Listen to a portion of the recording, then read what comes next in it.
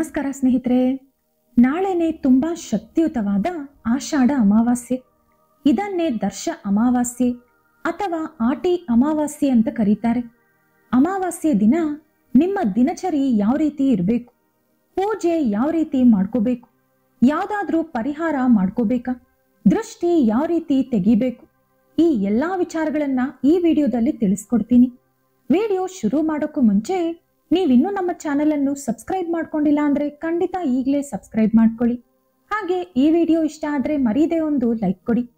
ಸ್ನೇಹಿತರೆ, ಆಷಾಢ ಅಮಾವಾಸ್ಯೆ ತುಂಬಾನೇ ಶಕ್ತಿಯುತವಾಗಿದೆ. ಹಾಗಾಗಿ ನಾಳೆ ನೀವು ಕೆಲವು ಶಕ್ತಿಯುತವಾದ ಪರಿಹಾರಗಳನ್ನು ಮಾಡಿಕೊಳ್ಳೋದ್ರಿಂದ ವರ್ಷವಿಡೀ ಲಕ್ಷ್ಮೀ ಕಟಾಕ್ಷ ಪಡೆಯುತ್ತೀರಿ. ಈ ವರ್ಷ ಬಂದಿರೋ ಆಷಾಢ ಅಮಾವಾಸ್ಯೆ ಗುರು ಪುಷ್ಯಮಿ ಯೋಗದ ಜೊತೆ ಕೂಡಿ ಬಂದಿದೆ.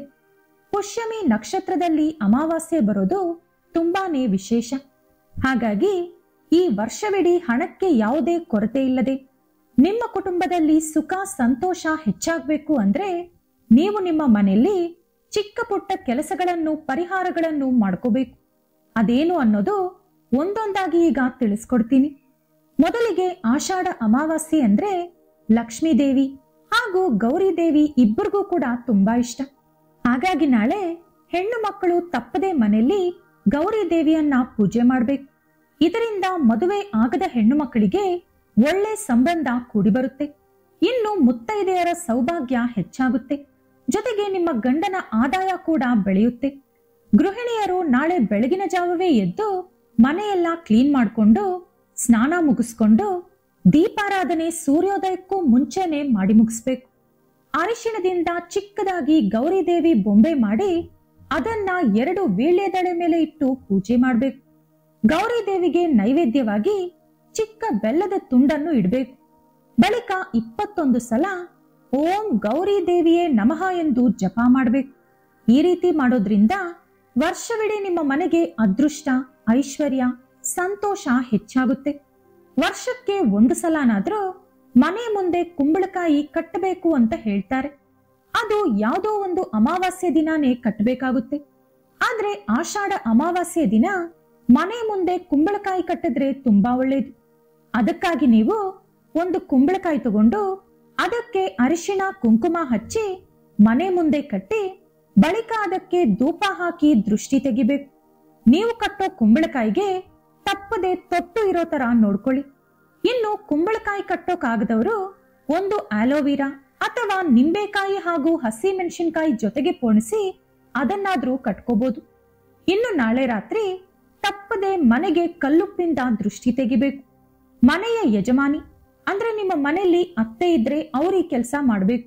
ಅತ್ತೆ ಇಲ್ಲ ಅಂದ್ರೆ ನೀವೇ ಸ್ವಲ್ಪ ಕಲ್ಲುಪ್ಪು ತಗೊಂಡು ಮನೆ ಆಚೆ ನಿಂತ್ಕೊಂಡು 3 ಸಲ ಮನೆಗೆ ದೃಷ್ಟಿ ತೆಗೆದು ಅದನ್ನ ನೀರಲ್ಲಿ ಮಿಕ್ಸ್ ಮಾಡಿ ಆ ನೀರನ್ನ ಹೊರಗಡೆ ಚೆಲ್ಬಿಡಿ.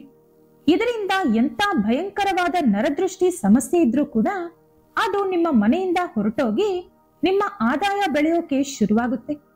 ಇನ್ನು ಗುರುಪುಷ್ಯಮಿ ಯೋಗದ ಜೊತೆ ಬೆರೆತು ಬಂದಿರುವಂತ ಅಮಾವಾಸ್ಯೆ ಆಗಿರೋದ್ರಿಂದ ನಾಳೆ ಪ್ರತಿಯೊಬ್ರು ತಪ್ಪದೆ ಅರಿಶಿಣ ಬಣ್ಣದ ಬಟ್ಟೆಯನ್ನ ಹಾಕೋಬೇಕು. ನಿಮ್ಮ ಹತ್ರ ಇಲ್ಲದಿದ್ರೆ ನಿಮ್ಮ ಬಟ್ಟೆಗಳಲ್ಲಿ ಅರಿಶಿಣ ಬಣ್ಣ ಸ್ವಲ್ಪನಾದ್ರೂ ಇರೋ ತರ ನೋಡ್ಕೊಳ್ಳಿ.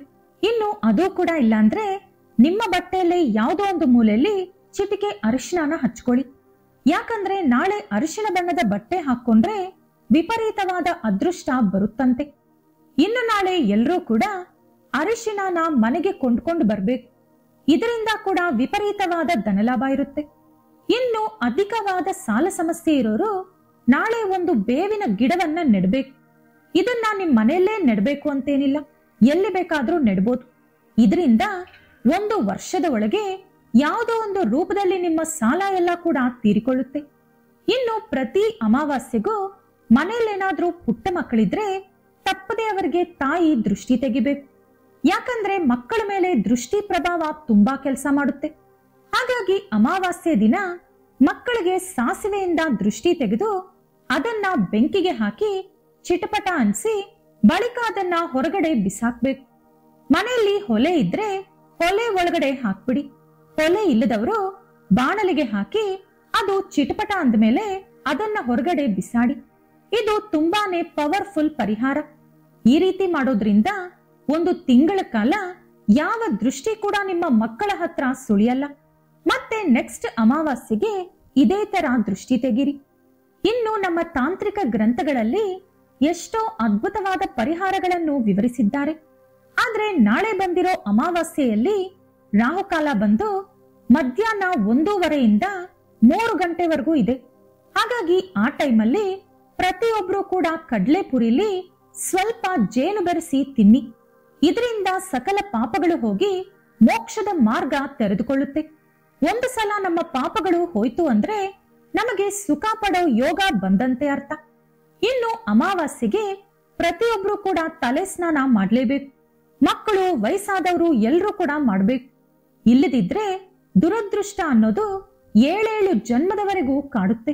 ಆದ್ರೆ ತಲೆಗೆ ಎಣ್ಣೆ ಮಾತ್ರ ಹಚ್ಕೊಳಕ್ ಹೋಗ್ಬೇಡಿ. ಹಚ್ಕೊಂಡ್ರೆ ದರಿದ್ರ ದೇವತೆ ನಿಮ್ಮ ತಲೆ ಮೇಲೆ ಬಂದು ಕುತ್ಕೋತಾರೆ. ಇನ್ನು ನಿಮಗೆ ಇರುವಂತ ಎಲ್ಲಾ ಕೋರಿಕೆಗಳು ಈಡೇರ್ಬೇಕು ಅಂದ್ರೆ ನಾಳೆ ಕಪ್ಪು ಇರುವೆಗಳು ಕಾಣಿಸಿದ್ರೆ ಅದಕ್ಕೆ ಆಹಾರವಾಗಿ ಸ್ವಲ್ಪ ಸಕ್ಕರೆ ಹಾಕಿ. ಇನ್ನು ತುಂಬಾ ಜನ ದೃಷ್ಟಿಗೋಸ್ಕರ ಕೈಗೆ ಅಥವಾ ಕಾಲಿಗೆ ಕಪ್ಪು ದಾರ ಕಟ್ಕೊಂಡಿರ್ತಾರೆ. ನೀವಿನ್ನೂ ಆ ರೀತಿ ಕಟ್ಕೊಂಡಿಲ್ಲ ಅಂದ್ರೆ ನಾಳೆ ತುಂಬಾ ಒಳ್ಳೆ ದಿನ. ಹಾಗಾಗಿ ಮನೆಯಲ್ಲೆಲ್ಲರೂ ಕೂಡ ಕೈಗೋ ಅಥವಾ ಕಾಲಿಗೋ ಕಪ್ಪು ದಾರನ ಕಡಾಖಂಡಿತವಾಗಿ ಕಟ್ಕೊಳ್ಳಿ.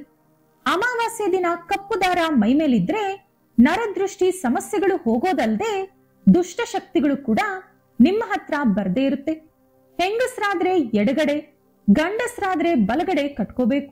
ಇನ್ನು ಅಮಾವಾಸ್ಯೆಯಂದು ಲಕ್ಷ್ಮೀ ದೇವಿ ನಿಮ್ಮ ಮನೆಗೆ ಬರ್ಬೇಕು ಅಂದ್ರೆ ನಾಳೆ ಸಂಜೆ ನೀವು ಸ್ನಾನ ಮಾಡಿಕೊಂಡು ನಿಮ್ಮ ಮನೆ ಮುಂದೆ ಎಡಗಡೆ ಬಲಗಡೆ ಎಳ್ಳೆಣ್ಣೆಯಿಂದ 2 ದೀಪಗಳನ್ನ ಹಚ್ಚಿಡಿ. ಇದರಿಂದ ನಿಮ್ಮ ಮನೆಯೊಳಗೆ ಅಷ್ಟಲಕ್ಷ್ಮಿಗಳು ಪ್ರವೇಶಿಸುತ್ತಾರೆ. ಇನ್ನು ನಾಳೆ ತಪ್ಪದೆ ನೀವು ನಿಮ್ಮ ಬೀರೋ ಕ್ಲೀನ್ ಮಾಡಿಕೊಂಡು ಒದ್ದೆ ಬಟ್ಟೆಯಿಂದ ಬೀರೋನ ಚೆನ್ನಾಗಿ ಒರೆಸಿ ಬೀರೋ ಮೇಲೆ ಸ್ವಸ್ತಿಕ್ ಗುರುತು, ಹಾಗೆ ಬೀರೋ ಒಳಗಡೆ ಲಾಕರ್ ಮೇಲೂ ಕೂಡ ಸ್ವಸ್ತಿಕ್ ಗುರುತನ್ನ ಅರಿಶಿಣದಿಂದ ಬರೀರಿ. ಜೊತೆಗೆ ಬೀರೋ ಒಳಗಡೆ ಇರೋ ಲಾಕರ್ ಅಲ್ಲಿ ಒಂದು ಚಿಕ್ಕ ಕೆಂಪು ಬಟ್ಟೆ ತುಂಡನ್ನಾದ್ರೂ ಇಟ್ಕೊಳ್ಳಿ. ನಾನು ಏಕಾದಶಿ ದಿನ ಒಂದು ಚಿಕ್ಕ ಕೆಂಪು ಬಟ್ಟೆಯಲ್ಲಿ ಸ್ವಲ್ಪ ಅಕ್ಕಿ ಹಾಕಿ ಗಂಟು ಕಟ್ಟಿ ಅದನ್ನ ಲಾಕರ್ ಒಳಗಡೆ ಇಟ್ಕೊಳ್ಳಿ ಅಂತ ಹೇಳಿದ್ದೆ. ನೀವೇನಾದ್ರೂ ಅದನ್ನ ಮಾಡಿದ್ರೆ ಮತ್ತೆ ನಾಳೆ ಕೆಂಪು ಬಟ್ಟೆ ಇಡೋ ಅಗತ್ಯ ಇಲ್ಲ. ಈ ರೀತಿ ಮಾಡೋದ್ರಿಂದ ಲಕ್ಷ್ಮೀ ದೇವಿ ನಿಮ್ಮ ಮನೆಯಲ್ಲಿ ಸ್ಥಿರವಾಗಿ ನೆಲೆಸುತ್ತಾರೆ. ಇನ್ನು ಸಾಧ್ಯ ಆದ್ರೆ ನಾಳೆ ಹಸು ಪೂಜೆ ಮಾಡಿ. ಇದರಿಂದ ನಿಮ್ಮ ಸಕಲ ಪಾಪಗಳು ಹೋಗಿ ತುಂಬಾನೇ ಅದೃಷ್ಟ ಬರುತ್ತೆ. ಮುಖ್ಯವಾಗಿ ಆಷಾಢ ಅಮಾವಾಸ್ಯೆಯಂದು ಗೋಮಾತೆಗೆ ಯಾವ್ದಾದ್ರೂ ಆಹಾರ ಅಥವಾ ಹುಲ್ಲು ಕೊಟ್ಟು ನಮಸ್ಕಾರ ಮಾಡ್ಕೊಂಡ್ರೆ ಮುಕ್ಕೋಟಿ ದೇವತೆಗಳ ಅನುಗ್ರಹ, ಆಶೀರ್ವಾದ ನಿಮಗೆ ಸಿಗುತ್ತೆ.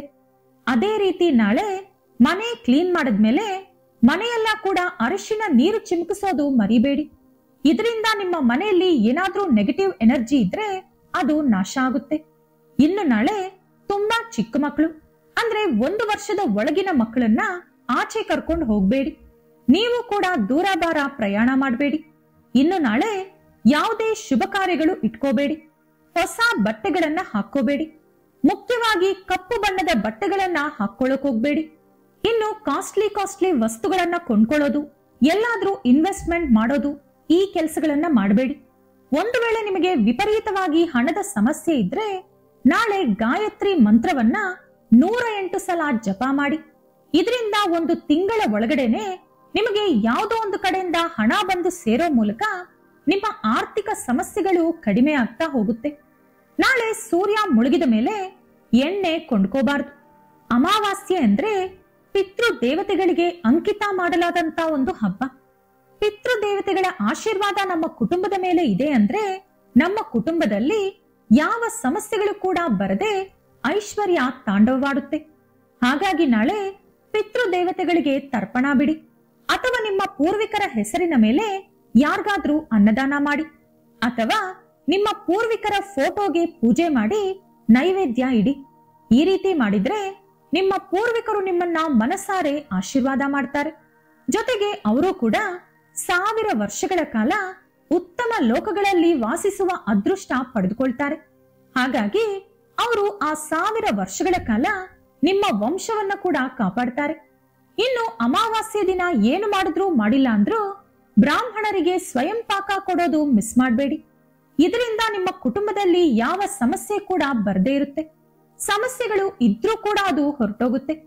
ಈ ರೀತಿ ಅಮಾವಾಸ್ಯೆ ದಿನ ಚಿಕ್ಕ ಪುಟ್ಟ ಪರಿಹಾರಗಳು ಮಾಡಿ ಚಿಕ್ಕ ಪುಟ್ಟ ನಿಯಮಗಳನ್ನ ಫಾಲೋ ಮಾಡೋದ್ರಿಂದ ಸಂಪೂರ್ಣವಾದ ಲಕ್ಷ್ಮಿ ಕಟಾಕ್ಷ ಪಡೆದುಕೊಳ್ತೀರಿ. ಇನ್ನು ಅಮಾವಾಸ್ಯೆ ದಿನ ಕೇಳಬೇಕಾದಂತ ಒಂದು ಕಥೆನ ನಾಳೆ ನಿಮಗೆ ತಿಳಿಸ್ಕೊಡ್ತೀನಿ. ಇದನ್ನ ಕೇಳೋದ್ರಿಂದ ಅಮಾವಾಸ್ಯೆ ದಿನ ಯಾವ್ದಾದ್ರೂ ದೋಷಗಳು ಬಂದಿದ್ರೆ ಅದು ಸಂಪೂರ್ಣವಾಗಿ ಹೊರಟೋಗುತ್ತೆ. ಹಾಗಾಗಿ ನಾಳೆ ತಪ್ಪದೆ ಆ ಕಥೆನ ಕೇಳಿ. ಈ ವಿಡಿಯೋ ಇಷ್ಟ ಆದ್ರೆ ಲೈಕ್ ಮಾಡಿ, ಶೇರ್ ಮಾಡಿ. ಇಂತಹ ಹೆಚ್ಚಿನ ಉತ್ತಮ ಮಾಹಿತಿಗಳಿಗಾಗಿ ತಪ್ಪದೆ ನಮ್ಮ ಚಾನೆಲ್ ಅನ್ನು ಸಬ್ಸ್ಕ್ರೈಬ್ ಮಾಡ್ಕೊಳ್ಳಿ. ನಾಳೆ ಮತ್ತೊಂದು ವಿಡಿಯೋದೊಂದಿಗೆ ಪುನಃ ಭೇಟಿಯಾಗೋಣ. ಧನ್ಯವಾದಗಳು.